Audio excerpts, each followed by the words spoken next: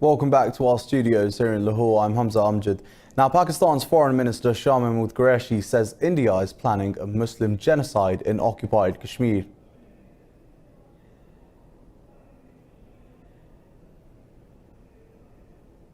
Pakistan has strongly reacted to India's illegal annexation of occupied Kashmir and the revocation of its special status. Talking to the media in Azad Kashmir, Foreign Minister Qureshi said Islamabad has informed the world about India's intentions and brutalities in Kashmir. I, as the Foreign Minister of Pakistan, have come here to express Pakistan's solidarity with you. Secondly, as Vice Chairman of Pakistan Tehreek-e-Insaf, I assure you that God willing, we will march together, march together, march together.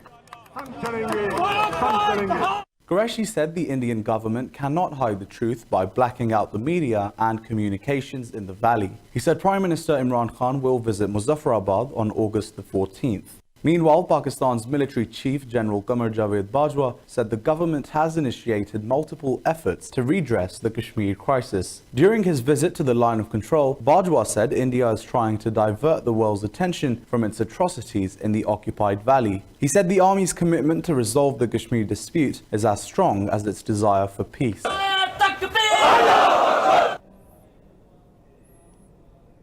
Meanwhile, in another act of state terrorism, Indian forces have not allowed any Eid al-Azha prayer congregations in occupied Kashmir. New Delhi's crushing curfew and communications blackout in the occupied valley has entered its 8th day after India illegally annexed the state. The valley's biggest mosque, the Jama Masjid, has been closed. The Indian media says the occupying forces only allowed Eid prayers in a few small local mosques because New Delhi fears Kashmiri protests. Wanted to go to Asare Sharif shrine, but the namaz did not take place there, and neither did it take place in Dastagir Sahib shrine nor in Sonwar. Nobody is listening to us. We have been cut off from the entire world. The people of Kashmir held protests against Indian annexation across the occupied valley after the Eid prayer. Kashmiris abroad are unable to contact their families on Eid because of the communication blackout in the valley. Many fear for the lives of their loved ones amid reports of Indian occupation forces using live ammunition against protesters on Sunday. Now, Iran's Foreign Minister Javad Zarif says the US arms sales in the Middle East have turned the Gulf region into a matchbox ready to ignite. In an interview, Zarif said the presence of foreign vessels in the Strait of Hormuz will lead to insecurity in the region. Meanwhile, the Iraqi Foreign Minister said the presence of Western forces in the Gulf is increasing regional tensions. He said the Gulf states can work together to secure the transit of ships in the Gulf. Washington is working to form a naval mission to protect commercial shipping following attacks on oil tankers in the Strait of Hormuz. The 8th round of Doha peace talks between the US and Taliban have ended, with both sides remaining tight-lipped on the outcome. The negotiations are being held to end the 18-year-long war in Afghanistan. Taliban spokesman Zabiullah Mujahid says both sides will consult their top leadership before taking the next step. Calling the talks long and fruitful, Mujahid says the work has been tedious and effective. Earlier, US Special Envoy Zalmay Khalilzad said Washington is working for a lasting and honorable Afghan peace agreement. Well, at least 7 people have been killed in a militant attack during an Eid prayer congregation in northeastern Nigeria. Local media says the victims included 2 soldiers who were guarding the event. The media reports several others were wounded, with some sustaining life-threatening injuries. Earlier, 2 Nigerian troops and 3 civilians were killed when ISIS fighters attacked a base camp at Maiduguri on Saturday. Air Marshal Abu Bakr has urged personnel and officers to redouble their efforts to deal decisively with the country's enemies.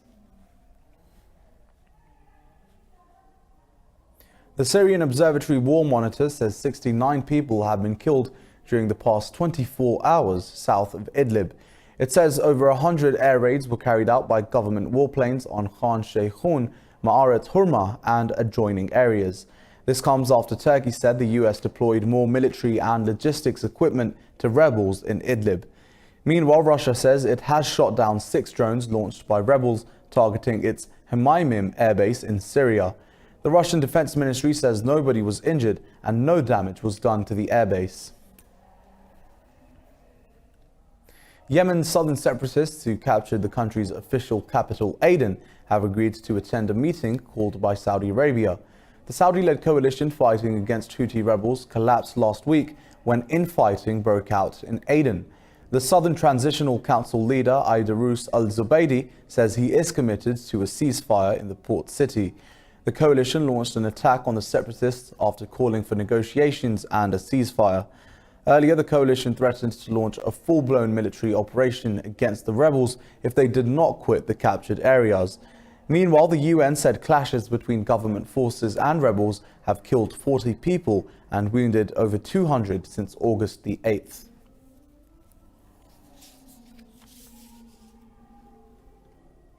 A rocket has hit the Libyan capital's sole functioning airport, breaking a temporary ceasefire between the Tripoli government and Khalifa Haftar's forces.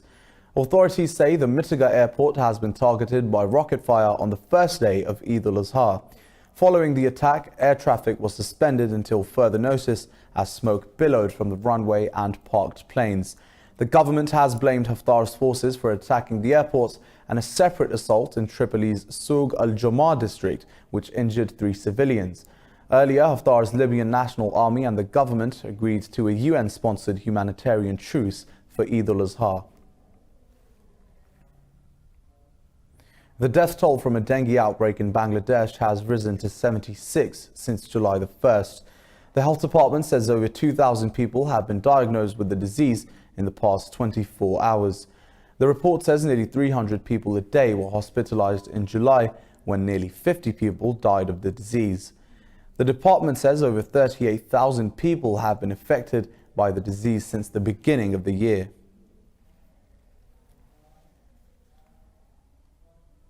Well, the death toll from the seasonal monsoon in South Asia has jumped to over 1,000 as torrential rains and floods continue to wreak havoc. India has been the hardest hit with over 750 killed in Kerala, Karnataka and Maharashtra states. Since the monsoon arrived last month, landslides, flooding and lightning has killed 113 in Nepal. In Pakistan, 53 people, including children, have lost their lives in rain-related incidents in Azad Kashmir, Sindh and Khyber Pakhtunkhwa.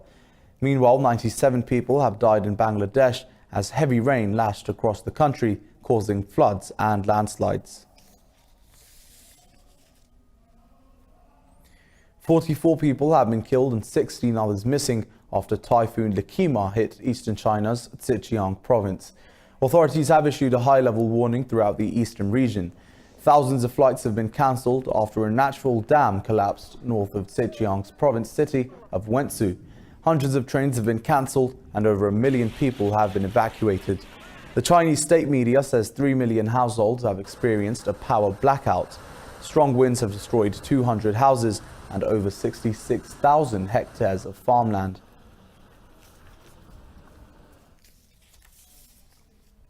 Well, the World Health Organization says over 1,800 people have died from the Ebola virus in 1 year in the Democratic Republic of Congo.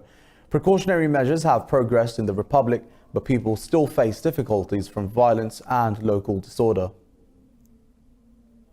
The Democratic Republic of Congo is one of the countries hardest hit by Ebola. The World Health Organization has issued an emergency warning over the highly contagious virus. Because of the country's political turmoil and ongoing ethno-tribal conflict, the fight against the disease is on the back foot. The virus recently arrived in the densely populated city of Goma. The governor of South Kivu province, Theo Ngwabji Kasi, says preventing spread of the disease is extremely challenging. We launched an Ebola emergency response mechanism in Bukavu under the management of a coordination center. As I just said, the most important thing at present is to control the flow of people. There are about 1,500 people who travel from Goma to Bukavu via the Lake Kivu. Fearing the disease, some residents in the DRC's cities have fled into the countryside, which has made the task of fighting the virus even harder. 5 children, including toddlers, have died after fire erupted at a daycare center in Erie, Pennsylvania. Police say the victims' ages ranged from 8 months to 7 years. Authorities say the inferno ravaged the center, which also provides overnight services for parents working late hours. Neighbors say a block away they heard screams of teenagers who escaped from a second-floor porch roof. The Erie Fire Department Chief, Guy Santone, says the fire's cause is under investigation. Santone says early inspections show the presence of ashes and cigarette or cigar butts, which are banned in childcare units. Now in Norway, a man suspected of opening fire at a mosque near Oslo has denied allegations of conducting a terrorist act and murdering his stepsister. Police are seeking to hold Philip Manshaus in custody for 4 weeks on suspicion of murder and breach of anti-terrorism law. One person was wounded when the 21-year-old suspect opened fire as Muslims were preparing for Eid prayers at the Al-Noor Islamic Center. Initial investigations showed the suspect appeared to hold far-right and anti-immigration views.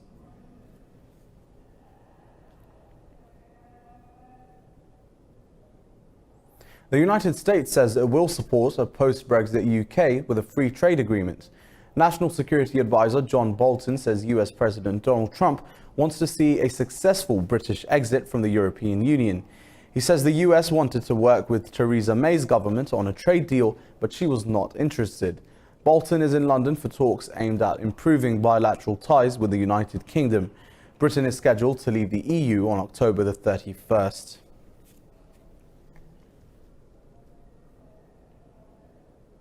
Portuguese police are escorting fuel trucks to supply petrol stations as a tanker driver's protest begins. The protest was called after drivers' talks with their employers over better pay and workers' rights failed. A 4-day strike in April was Portugal's worst outbreak of industrial unrest in years.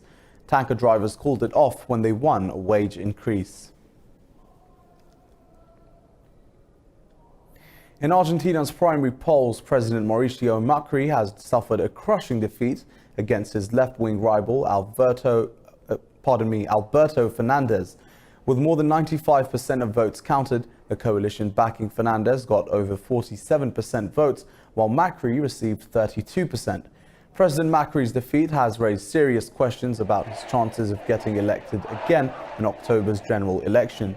The result is being seen as a voters' rejection of the austerity measures introduced by Macri in a bid to stabilize the country's battered economy. Meanwhile, the Argentina's currency, peso, lost 14% of its value against the dollar following Macri's defeat.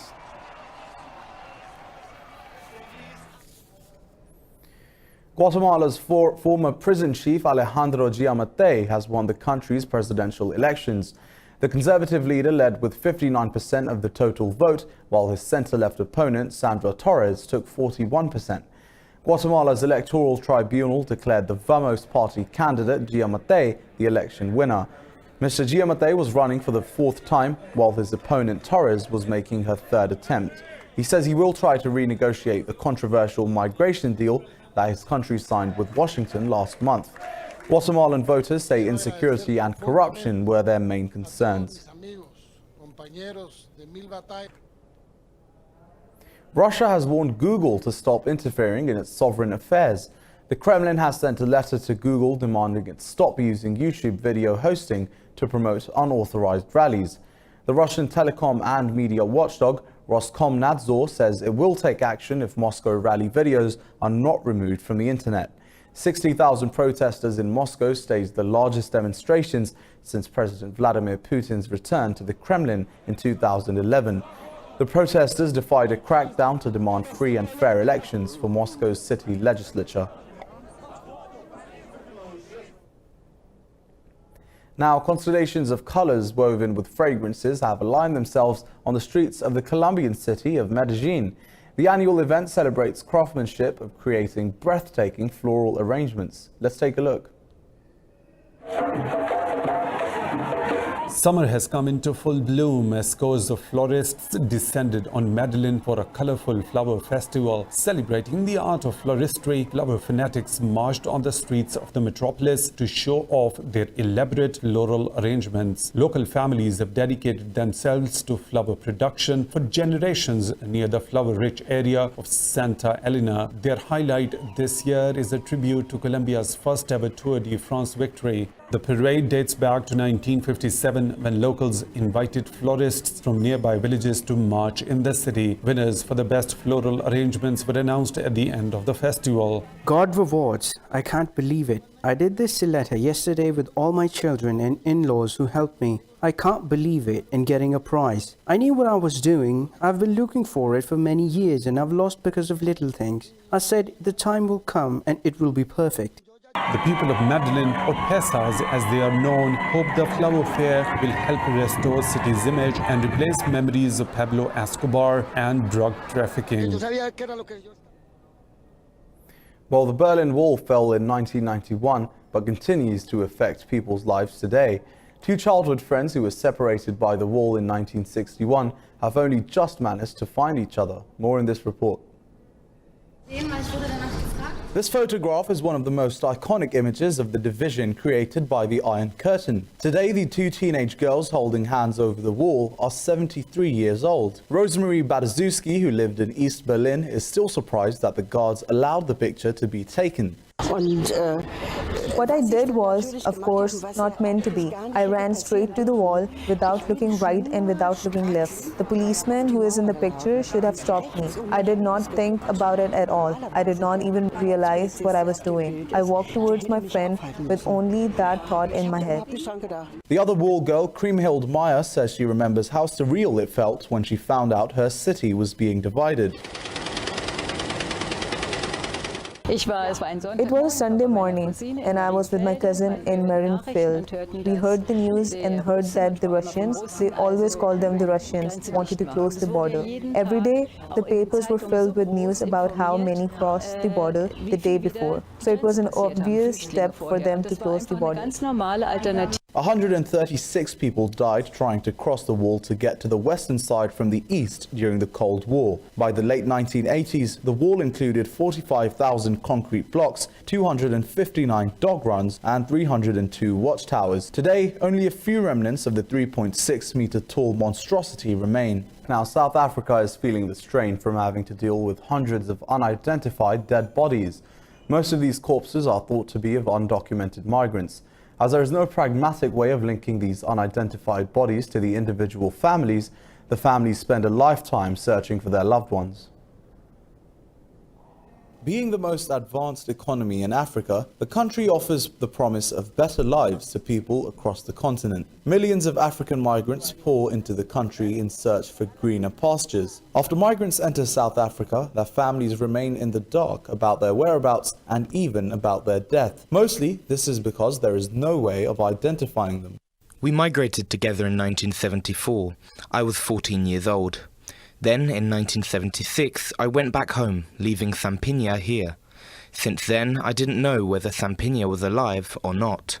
Zimbabwe's Samson Nadu is among the few lucky ones to find his uncle after 45 years. His brother and another uncle are still missing. Most probably they are already buried as paupers, along with other unidentified and unclaimed people. Families don't know whether they are alive or dead. They may hear from friends, etc., conflicting information. And so parents will struggle with this ambiguous loss of just never knowing whether they actually are dead. Many of the bodies that come into morgues are accident or murder victims, found with no identity or fake identities. One of the busiest mortuaries is in Johannesburg, where 1 in every 10 bodies is unidentified. Mass pauper burials are held for them with no one to mourn their passing. Well, steel giant ArcelorMittal is striving to clean up and turn around Italy's most poisonous steel plant, while activists and residents urge its closure. Experts cited by prosecutors say 11,500 people have died from toxic emissions over 7 years. On Italy's southern coast, rock climbers scale a giant canopy in Taranto to build the world's biggest iron ore park cover. Steel giant ArcelorMittal strives to clean up and turn around the country's most polluting plant. Beyond the factory lie the sea and sandy beaches, though only hardy souls dare to swim or eat mussels from there. The site in southern Italy's Zulia region, formerly owned by UA, is at the heart of a huge legal battle. At the beginning of the year, there was condemnation by the European Court of Human Rights, which said that these decrees did not guarantee the health of citizens, and therefore the state should have taken note of this sentence and acted in a different way from where it did. ArcelorMittal is spending 1.2 billion euros to curb pollution at the site by 2024. It was given a legal immunity to bring the plant up to environmental standards, but the Italian parliament revoked that in June. This is the first important action being taken. It is to avoid, prohibit or prevent any dust flying due with conditions that we may have in the region. So this is a program that will be 80% complete in 2020. Lié aux conditions, par exemple, de vent.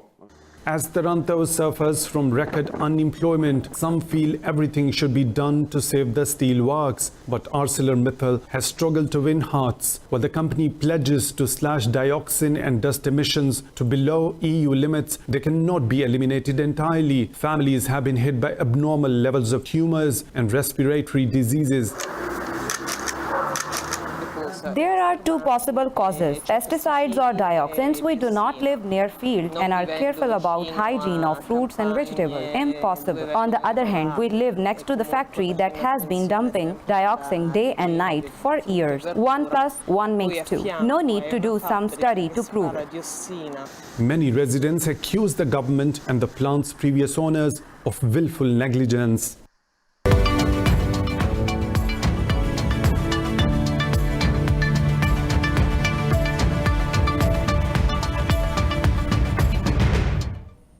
First up in business, global markets have struggled amid ongoing worries over the US-China trade war and a potentially damaging Brexit. European shares faltered after a positive opening. London's FTSE and Paris's CAC both fell over 0.5%. The Dow Jones Industrial Average dropped while the S&P 500 lost over 0.5%. The Nasdaq Composite has lost 1% because of market volatility over the trade war between the world's top two economies. Earlier, Asian markets traded mixed as investors played it safe amidst positivity from a recovering yuan and trade war fears.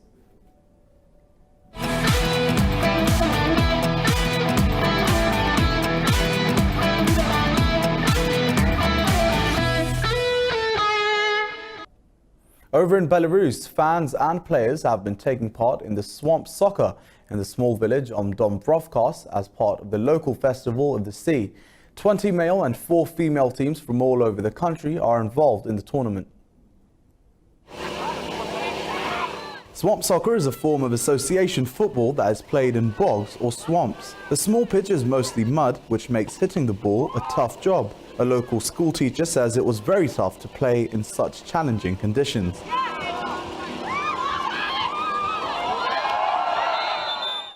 It's hard to play in the mud. The legs get stuck, it's hard even to get up, and you must hit the ball as well. It's really hard. The players, who were all non-professionals, seemed to enjoy falling and rolling in the mud as much as kicking the ball. For many, taking part in the game was about adrenaline and a healthy lifestyle. We are simple guys who love soccer. Almost all of us in the team are from one village. We came here first of all because we love soccer. We never had any big success in the game, even on the regional level. But we believe in soccer. We love soccer and believe that the swamp soccer is exactly right for us. Swamp soccer was initially used as an exercise for athletes and soldiers. It was officially born in Finland and is most popular in Belarus, Russia, Sweden, Iceland and the UK.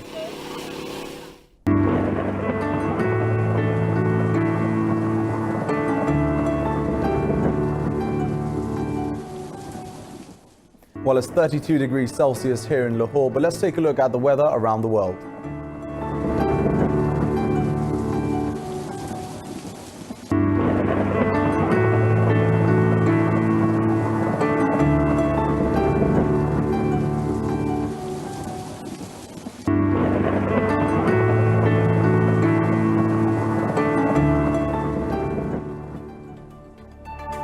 And that was all I have from the news bulletin at the moment. Do stay tuned to Indus News for further updates. As always, thanks for watching.